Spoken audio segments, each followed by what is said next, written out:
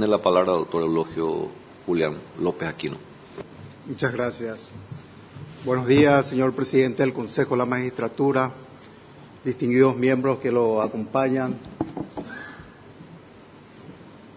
honorables integrantes del Tribunal de Honor, señoras y señores presentes. Para mí es un gran honor ocupar este recinto, los efectos de expresar en términos concretos los motivos esenciales de mi postulación al cargo de Fiscal General del Estado. En realidad son varios los motivos, pero he considerado dos puntos importantes.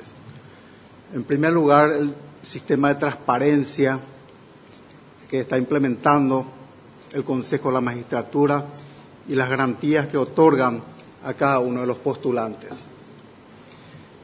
Igualmente me ha animado a postularme por tener conocimiento acerca del funcionamiento de lo que es el Ministerio Público, ya que he cumplido funciones y me he iniciado prácticamente dentro de lo que es la Fiscalía. He empezado como dactilógrafo durante 3 años, asistente fiscal, igualmente por 3 años acá en Asunción, y también he ocupado el cargo de agente fiscal en una de las zonas más complicadas y hasta decir riesgosa de este país, como lo es Pedro Juan Caballero, cargo que he ocupado durante 9 años, totalizando 15 años de labor dentro de lo que es el Ministerio Público. En cuanto a mis propuestas, en el caso de ser electo como Fiscal General del Estado, lo iré detallando y profundizando con el correr de mi exposición. Ahora bien, ante estas breves manifestaciones, paso a exponer sobre los siguientes ejes temáticos. En primer lugar, con relación al rol del Ministerio Público en un Estado social de derecho. Desde mi convicción personal y profesional, sostengo que los poderes y las actividades de las instituciones públicas están establecidos y garantizados en la Constitución Nacional y en las leyes. De ahí que, siendo el Ministerio Público un órgano del sistema de justicia y a la vez garante del Estado de Derecho, cumple funcionalmente en forma independiente sus actuaciones. Ahora bien, ¿qué entendemos por lo que es Estado de Derecho? El Estado de Derecho, cuando hablamos de ello, se refiere en que en un Estado social de derecho rige el imperio de la ley, la división de los poderes, como también el respeto a los derechos y garantías de los principios fundamentales, como también el ejercicio eficiente de la administración. La relación entre el Ministerio Público y el Estado Social de Derecho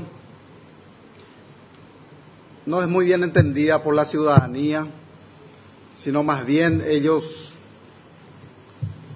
han percibido que en los últimos tiempos esa relación no es tan eficaz. Y consecuentemente ha debilitado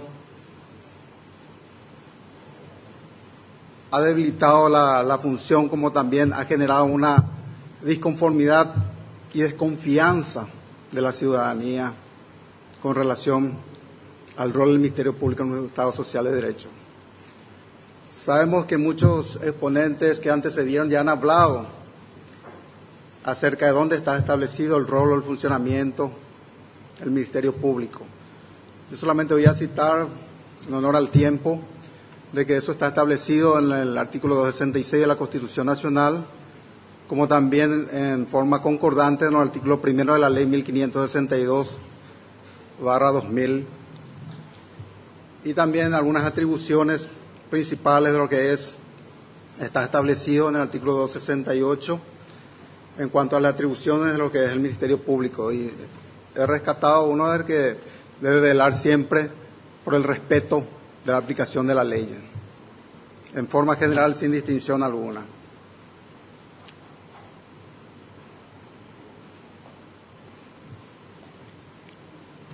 El fiscal general del Estado y los agentes fiscales no deben buscar populismo en sus decisiones. No deben lograr la aprobación de la mayoría en cuanto a sus actuaciones, sino más bien debe velar por la defensa de la minoría, de los más vulnerables, siempre bajo el respeto irrestricto del Estado de Derecho. Y en ese sentido, al enumerar algunas normas de ordenamiento, en ese sentido, el preponderante debe ser la Constitución Nacional, ya que es para que exista un verdadero Estado social de derecho, en donde nadie está por encima de la ley.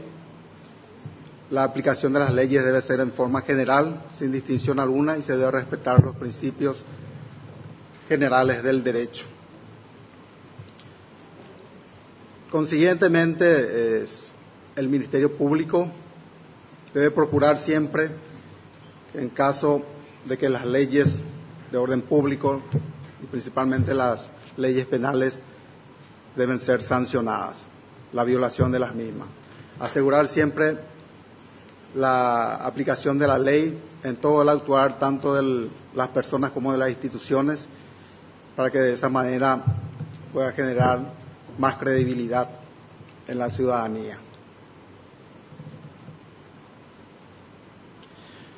Construir un mejor Ministerio Público es contribuir a una seguridad ciudadana, es apostar a un verdadero Estado social de derecho, es fortalecer el sistema democrático, como también es construir un mejor país. ¿Y cómo se puede hacer eso?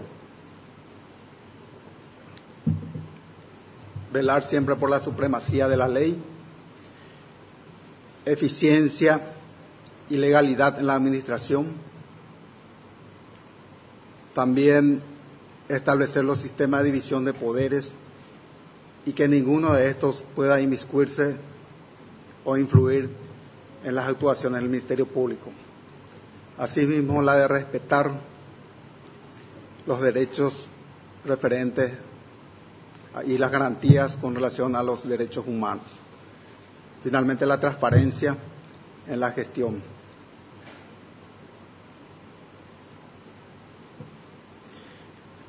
En cuanto al otro punto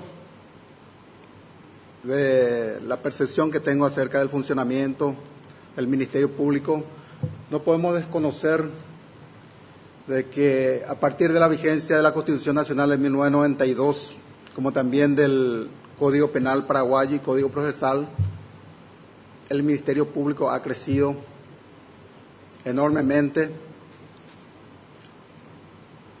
y ha obtenido o ha ocupado un protagonismo principal. Primero, como representante de la sociedad y segundo, como titular de la acción penal pública. Ha crecido estructural y funcionalmente, pues el Ministerio Público ha creado unidades fiscales, unidades barriales, en el interior ha creado unidades zonales y regionales, y eso implica la contratación y el crecimiento en cuanto a recursos humanos y materiales.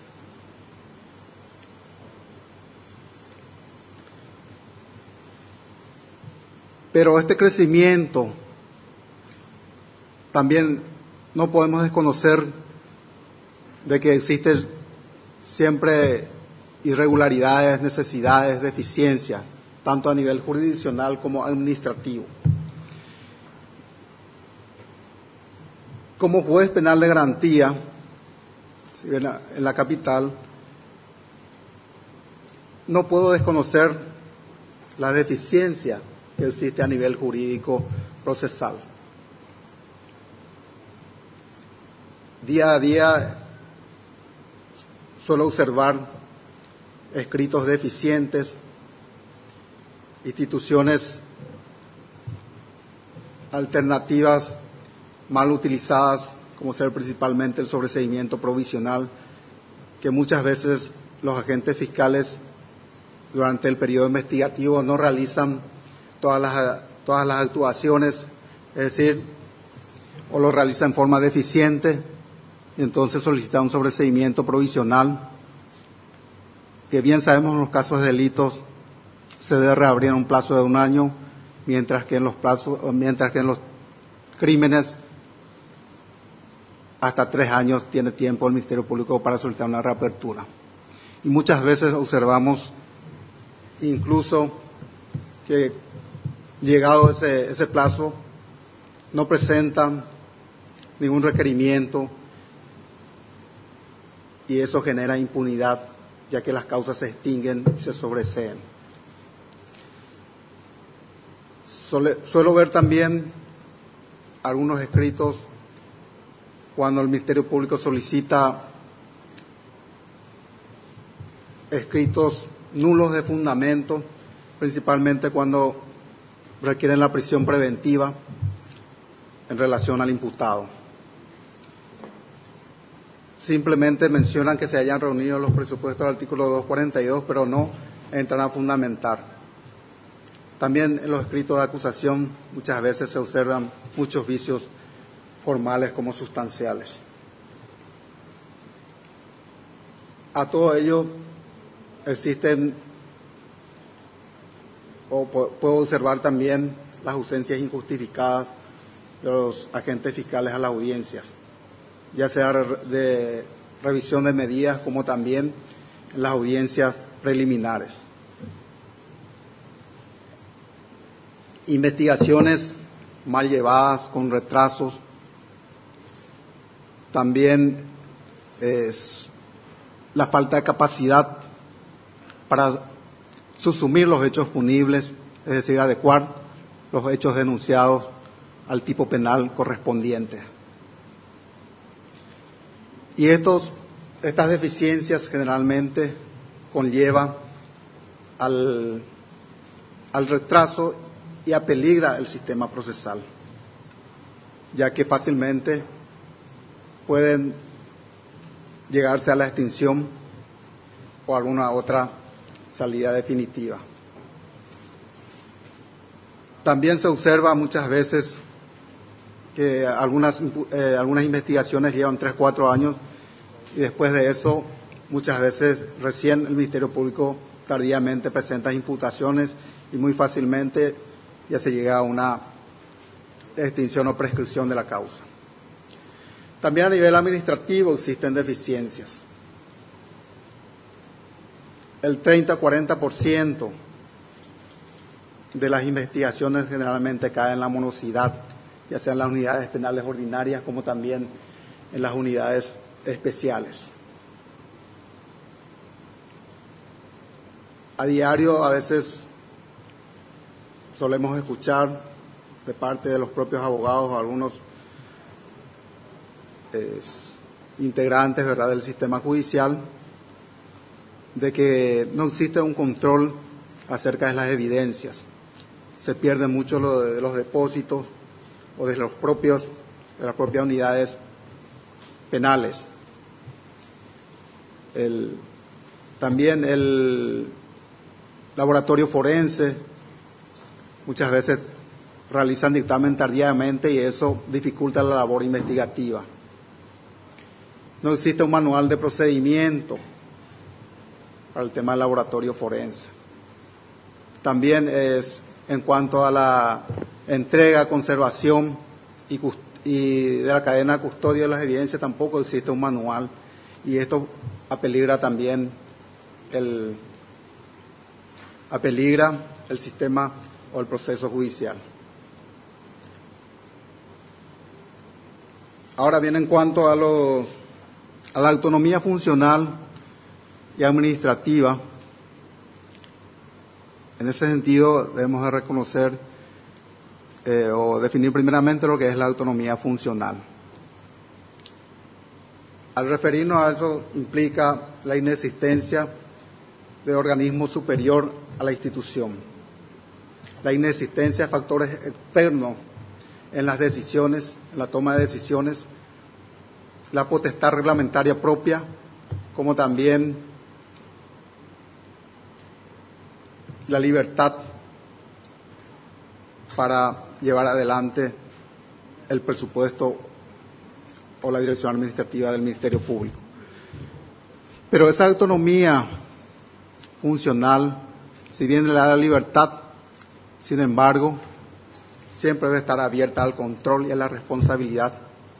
Es decir, las informaciones deben estar puestas a disposición de la opinión pública, a los efectos de que puedan controlar las actuaciones que tiene la institución, en este caso el Ministerio Público.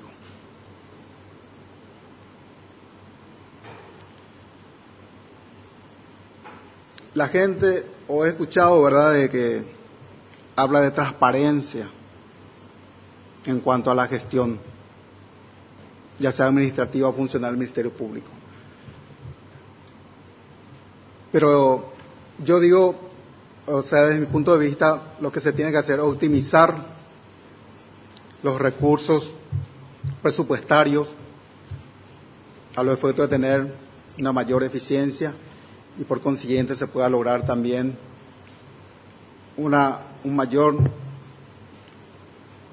credibilidad, una mayor confianza acerca de la gestión del Ministerio Público por parte de la ciudadanía.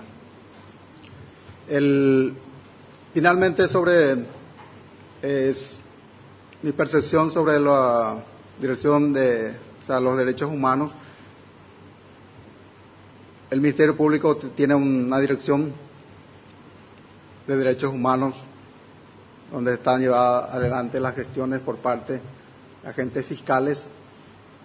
Y en ese sentido, lo que desde mi punto de vista se tiene que analizar acerca del funcionamiento y si hay algunas fallas, atacar esas fallas, o de lo contrario potenciar y fomentar el respeto de los derechos y garantías establecidos en la Constitución y las leyes, y principalmente referente a los derechos humanos, con relación al debido proceso, al derecho de igualdad, a la libertad, a la justicia, a la religión.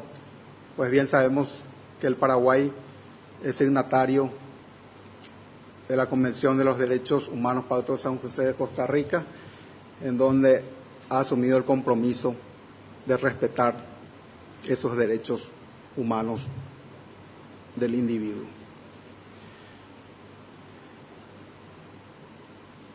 En caso de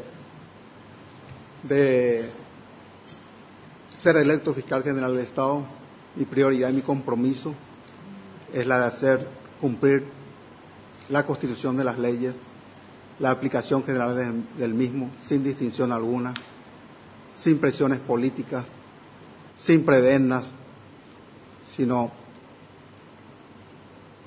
de lo contrario, tomar todas las decisiones con firmeza, con liderazgo, con coraje, con probidad. Muchas gracias. Gracias, doctor Eulogio Julián López Aquino. Los miembros del Tribunal de Honor que deseen consultar al postulante tienen la palabra. Doctor Luis Fernando Sosa Centurión. Bien, doctor. Antes que preguntas, deseo de una mayor claridad respecto a lo que usted puso. Al referirse a la cuestión de presupuesto, a la autonomía funcional administrativa, Sí. usted requirió una mayor libertad para llevar y hacer cumplir el presupuesto, optimizando los recursos. Resulta que el presupuesto es una documentación rígida en cuanto a la apreciación funcional, porque obedece a un estudio de anteproyecto que es remitido a la Dirección General de Presupuesto, dependiente de una subsecretaría de Estado en el Ministerio de Hacienda, y de ahí sale el proyecto para ser remitido al Congreso. Cuando usted, por un lado, dice mayor libertad para hacer cumplir la partida presupuestaria y, por otro lado, optimiza los recursos, ¿qué está queriendo expresar? No, a lo mejor el tema libertad no es la ideal, sino que la eficiencia en cuanto al manejo sería, presidente. Fue un error en ese sentido, ¿verdad? Porque la palabra ideal para eso es la eficiencia en cuanto a la administración de los recursos del presupuesto. Una aclaración. Bueno, y la segunda es evitar la injerencia de otros poderes en las funciones del Ministerio Público. Sí. Si puede ampliar un poco la idea, ¿cómo evitaría, qué tiene en propuesta hacer un protocolo de cumplimiento de funciones administrativas? Sí. ¿Qué idea usted tiene para evitar en un Estado republicano, democrático y de enunciaciones de mucha filosofía, pero que en la práctica usted sabe que existe? Sí. Primeramente es conformar un equipo técnico, profesor. Un equipo técnico de personas capaces, idóneas, comprometidas con la eficiencia y el profesionalismo, ¿verdad? Que tengan criterios y objetivos estratégicos.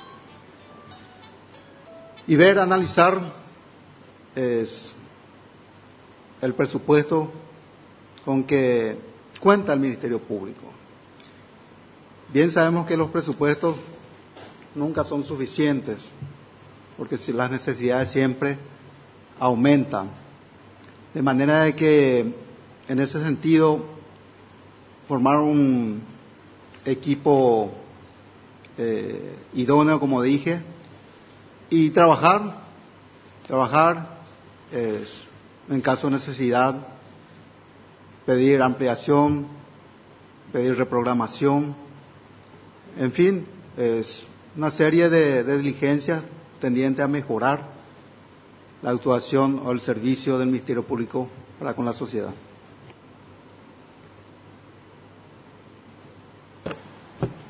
Gracias, doctor Luis Fernando Faz Centurión. Tiene la palabra otro miembro, el doctor Rodolfo Gil Paleari. Doctor López, usted en su exposición dio a entender que existe falencia o alguna falencia en la labor del Ministerio Público, lo que provoca lógicamente la desconfianza de la sociedad. Me pareció entender que esa era su expresión. Siendo usted fiscal general del Estado, ¿qué haría para revertir esta situación? Administrativa, me interesan dos puntos de vista, administrativa y moralmente. Por favor, si en forma específica puede explicarnos la solución que usted daría a este asunto para que el Ministerio Público vuelva a ser digno de la confianza de la sociedad a la que representa. En primer lugar, bien sabemos que el Ministerio Público cuenta con una dirección o una unidad de control de gestión fiscal. En ese sentido, se debe realizar un control interno y al mismo tiempo también un monitoreo de ese control. Controlar las actuaciones del Ministerio Público en forma inmediata y verificar cuál es el fallo. Si es Si el fallo incide en la persona, entonces aplicar las sanciones que correspondan. Existe el sistema disciplinario dentro de lo que es el Ministerio Público y en casos más graves inclusive remitir los antecedentes al organismo pertinente, que es el jurado de enjuiciamiento. Pero previamente se debe hacer el control interno a los efectos de ver dónde está la falla, por qué el agente fiscal ha incumplido su función. Perdón, ¿crearía usted un organismo especial para ese control? Existe ya la dirección del control. Lo que hay que hacer es, a mi criterio, doctor, es potenciar eso y que trabaje esa unidad de gestión fiscal en forma conjunta o conjugada con la inspectoría, que es una institución también que debe ser potenciada, ya que existen muchas irregularidades en cuanto al funcionamiento de lo que es el Ministerio Público, de sus agentes fiscales y de los funcionarios. Muchas veces el fiscal no recibe la sanción, sino simplemente se soluciona eso con un traslado, y ese traslado lo llevan a otra unidad y llevan los mismos problemas. Es decir, hay que cortar eso, doctor. Y en las cuestiones administrativas también creo que preguntó sobre la falencia. Sobre eso también existe organismos de control y si es necesario crear un organismo, porque bien sabemos que el fiscal general solo no va a poder, tiene múltiples actividades, tiene que conformar un equipo de personas idóneas y por sobre todas las cosas honestas y responsables.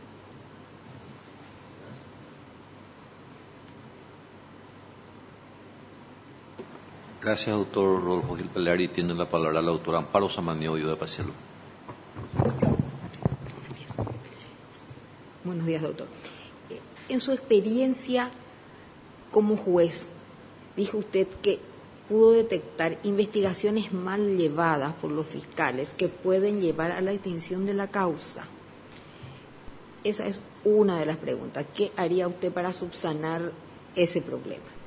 Lo otro es que no existe un buen control de las evidencias y la necesidad de que el laboratorio forense no tiene manual de procedimientos. Sí. Entonces, sí, sobre esas tres cuestiones, por favor, si usted me puede ampliar cuáles serían sus propuestas concretas. Sí. Generalmente cuando observamos... Generalmente cuando... Y en mi caso particular, cuando observo esas deficiencias, trato primeramente de hablar con el fiscal que lleva adelante la causa, buscar los motivos y advertirle de la situación y cuál es el objetivo en cuanto a esa causa en sí, ¿verdad? Específicamente en cuanto a la investigación mal llevada o si se observa deficiencia. Porque bien sabemos que el fiscal, por el artículo 54 del Código Procesal Penal, debe actuar con criterio objetivo y velar por la correcta aplicación de la ley, considerando los elementos de cargo y de descargo en relación al imputado. Entonces, muchas veces esa investigación mal llevada llega al momento de que concluye la investigación y entonces ahí el juez se da cuenta y generalmente si hay algunas irregularidades tenemos un artículo del Código Procesal Penal por el cual nosotros remitimos al fiscal general del Estado para que controle justamente esa actuación. Ahí el fiscal general tiene la oportunidad de verificar acerca de esa actuación. Y si hay irregularidades, entonces se debe tomar las medidas que correspondan. Ahora la otra pregunta es con relación al manual de procedimiento del laboratorio forense. Sí. El laboratorio forense, si bien ha crecido también y cumple un papel muy importante dentro del esquema del Ministerio Público, porque ahí se realizan las pericias caligráficas, las pericias contables, las pericias balísticas, en fin, una serie de pericias, de manera que está sobrecargada y muchas veces los dictámenes llegan tarde y el Ministerio Público tiene que pedir a una salida por no tener esos elementos, porque generalmente es una prueba muy importante para que el Ministerio Público, en su caso, pueda sostener una acusación o, en su efecto, plantear otra salida alternativa. Por eso es importante, doctora, que ese laboratorio forense cuenta con un manual de procedimiento, porque ahí se establece sistema de trabajo y eso podría ayudar para agilizar. Y en cuanto a las evidencias, yo creo que debe existir un mayor control, porque los propios fiscales suelen comentar de que el Ministerio Público no tiene la infraestructura. Muchas veces algunas evidencias quedan por las comisarías, otros por la Senat,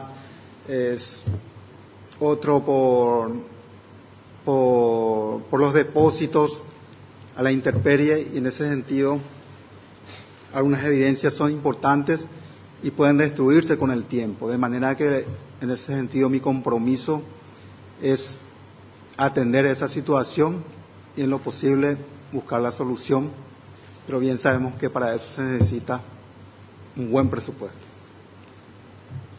Gracias, doctor. Gracias, doctor Amparo Samanío. Voy a pasarlo, tiene la palabra el doctor Sixto Volpe Ríos. Usted habló que existen irregularidades, deficiencias en el marco jurídico que se traducen en medidas alternativas mal utilizadas, así como el requerimiento provisional. ¿Qué usted haría para revertir esas debilidades, para corregir esas debilidades? Ya. En esos casos, nosotros tenemos la facultad de controlar todas las actuaciones del Ministerio Público. De manera que si existen esas irregularidades, tenemos los mecanismos legales para controlar y revertir eso. Podemos darle el trámite de oposición para que el fiscal superior pueda verificar eso. Y ahí internamente ellos ya pueden organizar, atacar esa falencia, y siempre con el propósito de darle una solución. Por eso nosotros, en mi caso como juez penal de garantía, generalmente hacemos uso de esa facultad que nos da el sistema procesal penal. No, eso usted hace como juez de garantía. Yo le pregunto cómo va a corregir la ineficacia de los fiscales. Ah, ya.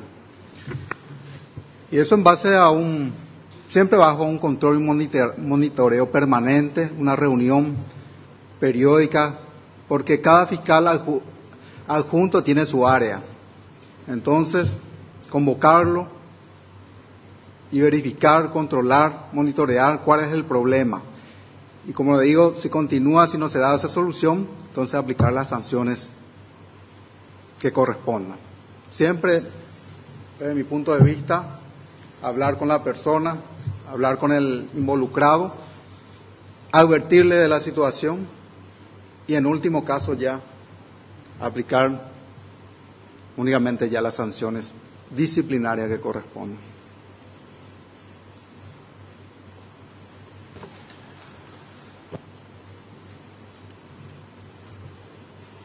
Muchas gracias, doctor Sixto Volpe Ríos.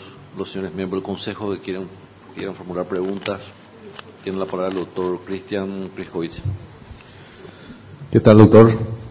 Buen día. Ahondando un poquito más las preguntas que lo formularon la doctora Paciello y el doctor Volpe, usted destacó una falencia más que me preocupa más que las procesales. Los escritos son deficientes. Y es preocupante que fiscales adolezcan de esa dificultad de expresarse por escrito, de expresar sus ideas en las presentaciones que hagan ante la justicia. ¿Qué propuesta tiene al respecto como fiscal general del Estado? Ya. El agente fiscal en este caso tiene que saber que todo requerimiento debe estar motivado. Y por sobre todas las cosas también debe estar fundamentado en la Constitución y en las leyes. De manera de que si el agente fiscal incumple esa disposición, entonces, como lo dije siempre, convocarlo, hablar previamente con él y en caso de que continúe con esa deficiencia, porque muchas veces esos escritos deficientes conllevan o retardan el sistema de justicia, caen en la morosidad. Muchas veces nosotros, cuando encontramos acta de imputación que no está bien fundamentado o que no está bien subsumido la conducta o los hechos dentro del tipo penal pertinente, generalmente lo reenviamos para el control. Y en ese sentido el fiscal general, ya sea él personalmente a través de los fiscales adjuntos responsables de cada área, debe tomar las decisiones adecuadas que correspondan al caso. Gracias, doctor Priscovich. Tiene la palabra el doctor Claudio Baqueta. Buen día, doctor Julián López. Buen día. ¿Cuál es su opinión sobre la penalización de las causas civiles? Eso es también otra de las deficiencias con que muchas veces también nos encontramos. Muchos contratos que son de carácter eminentemente civil, el Ministerio Público o la agente fiscal muchas veces imputa. Y también vemos en los casos de los cheques, que muchas veces que tienen carácter eminentemente civil, lo penalizan los agentes fiscales. Y eso es grave porque atenta contra los derechos y garantías de las personas. Entonces, como fiscal general del Estado, le debo hacer saber,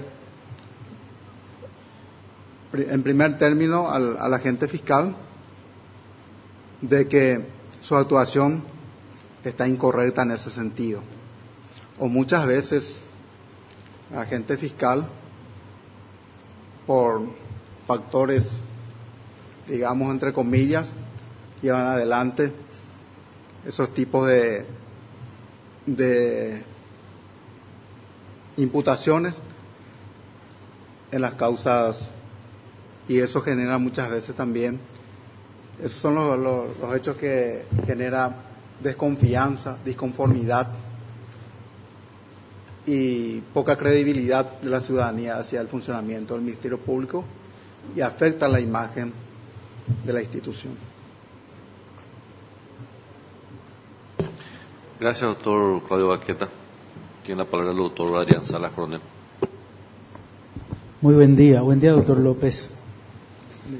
Entramos realmente, parecería, en un caraguatatú por el hecho de que estamos rondando atención a su exposición en el sentido de señalar las falencias en varios aspectos en cuanto a la función, el desempeño de los agentes fiscales. Yo sé de tu conocimiento y tu experiencia en el trajinar en el mundo jurídico, habiendo sido fiscal, asistente fiscal, fiscal en lugares complicados como Pedro Juan Caballero y actualmente como juez penal de garantías. Y realmente advertimos muchas irregularidades, muchas falencias en lo que señalabas, por ejemplo, ante la falta de algún requerimiento conclusivo o mal llevado algún procedimiento, alguna investigación, el fiscal decide plantear sobreseimiento provisional y en caso de delitos, ante la falta de reapertura en el plazo de 1 año y en crímenes en 3 años, se produce el sobreseimiento definitivo y caemos en la impunidad, de repente la mora y lógicamente la corrupción. El doctor Gil Paleari señalaba los dos aspectos, el aspecto administrativo y el aspecto moral señalaba. Yo quiero ir un poco más allá, el aspecto misional, operativamente hablando. Si esas falencias en cuanto al desempeño del agente fiscal observado desde la Fiscalía General del Estado, ¿cómo se puede mejorar esa discrecionalidad que tienen los agentes fiscales en cuanto al desempeño, al mal desempeño en general, para que se operen prescripciones, extinciones y la desconfianza de la ciudadanía?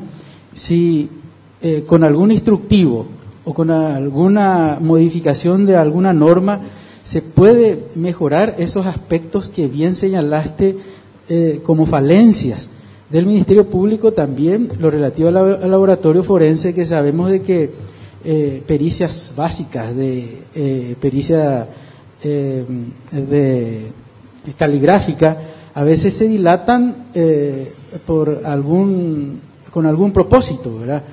Y ahí se demora ya teniendo la pericia o se acelera. Son situaciones que se dan y eso es lo que concretamente le pregunto, doctor, si con un instructivo, con algún reglamento de repente fuerte, control o alguna norma se puede mejorar esas falencias. Sí, desde mi punto de vista, con absoluta certeza, doctor Salas, ¿verdad?, de que eso se puede revertir mejorando. Bien sabemos que existen los instructivos, pero se debe mejorar. También se debe establecer planes de acción con proyectos claros, con objetivos y criterios estratégicos. Y como dije, ¿verdad?, que todas esas anomalías, esas irregularidades, esas denuncias, muchas veces requieren una solución inmediata, a los efectos de que si el Ministerio Público, el Fiscal General del Estado, va solucionando esos inconvenientes, entonces, por un lado, estaría recuperando la credibilidad, la confianza de la ciudadanía. Porque ¿qué es lo que quiere el ciudadano? El ciudadano lo que quiere es celeridad, objetividad y, por sobre todas las cosas, resultado en cuanto a las investigaciones penales. De manera que si continúan esas falencias, va a fracasar el Fiscal General del Estado, todo su equipo, como también la institución que es el Ministerio Público.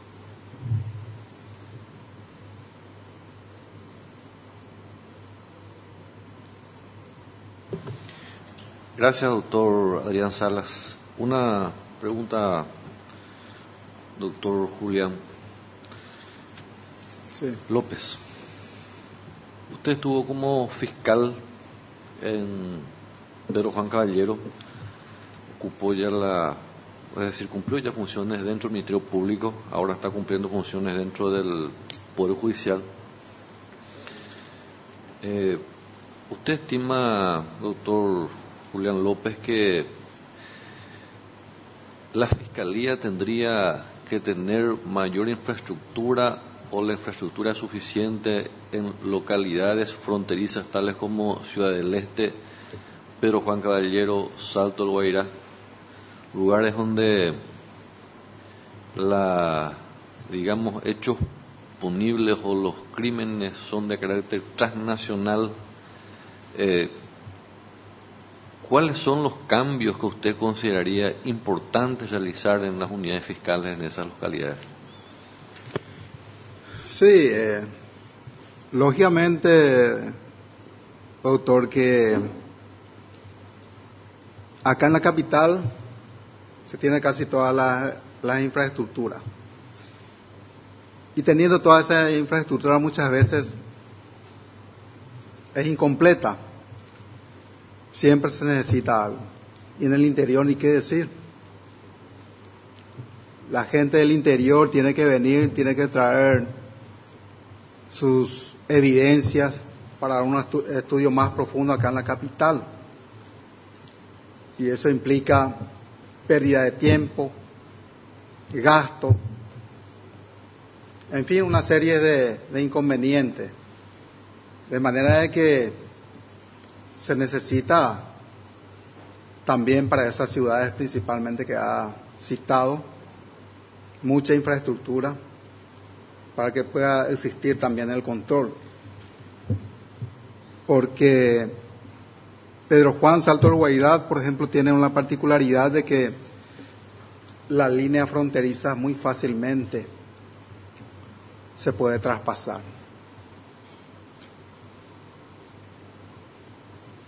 Ciudad del Este tal vez que existen más dificultades para pasar al otro lado. Por eso el fiscal general del Estado debe implementar una política de coordinación con las instituciones. Tiene que estar ligado cercanamente a lo que es el Poder Judicial, a lo que es la Senat, a lo que es la Policía, la Dirección de Migraciones, y todo junto elaborar un sistema de trabajo para que pueda tener resultados. Indefectiblemente se necesita, doctor, la infraestructura, pero para eso también, bien sabemos, y reitero y repito, de que el presupuesto muchas veces no da. Entonces, el fiscal general del Estado ahí lo que tiene que demostrar su verdadera capacidad, demostrar que tiene toda la intención, demostrar con trabajo, con proyectos, con planes de acción y ir con eso al Congreso solicitando el presupuesto, mencionando todas las necesidades. Entonces, esa es la función del fiscal general del Estado, que debe él, como cabeza de esa institución, llevar adelante todos los proyectos, todos los planes de acción, toda la política. Gracias, doctor. Una consulta al auditorio. ¿Qué medidas específicas adoptaría para elaborar en la disminución de la morosidad, tanto en el Ministerio Público y en consecuencia también en el Poder Judicial? Ya. Haciendo un control verdadero de las actuaciones de los agentes fiscales y demás funcionarios del Ministerio Público. Eso se puede hacer inclusive con un control en forma aleatoria, cada 2 meses, cada 3 meses. Si bien muchas veces el fiscal general no puede hacerlo todo, entonces tienen sus representantes en cada área. Debe convocarlo, existe un consejo asesor, debe convocarlo y ver cómo solucionar esa morosidad. Principalmente en el interior existe más morosidad que la capital. Por lo que veo no existe el control adecuado y en eso, en caso que ocupe Ondrosa importante cargo, insistiría en eso, mejorar el equipo, potenciar y fomentar el control. Yo creo que en eso está la solución en alguna medida y en caso de que eso no funcione, entonces buscar otras alternativas. Muy bien, muchas gracias, doctor Julián López Aquino. Concluimos su exposición ante el Consejo de la Magistratura en esta audiencia pública. Le estaremos comunicando, secretaría, mediante la siguiente etapa en este proceso. Si usted tiene algo que agregar, es momento de hacerlo, solicitándole la brevedad en caso afirmativo. Ya. Le agradezco, señor presidente del Consejo de la Magistratura y distinguidos miembros que le acompañan, asimismo también a los honorables integrantes del Tribunal de Honor, por haberme escuchado. Y reitero de que en caso de ser electo fiscal general del Estado, mi compromiso en primer lugar va a ser con el Estado paraguayo, porque de ese lugar tan importante aportaría todo mi conocimiento, mi experiencia, y de esa forma ayudar al gobierno combatiendo la impunidad, la corrupción, porque bien sabemos que la corrupción desestabiliza gobierno, menoscaba la democracia, atenta contra la seguridad, pues eso facilita la integración de grupos criminales, como ser el terrorismo, el secuestro, tráfico de armas. La corrupción también es un flagelo que afecta la economía de un país, puesto que si hay corrupción, la gente de otro país rehuye de las inversiones y eso afecta a la economía. Por eso, mi compromiso, como dije, va a ser luchar contra esos males con firmeza, con temperamento, con probidad, con coraje y con valentía. Muchas gracias. Gracias, doctor Julián López Aquino.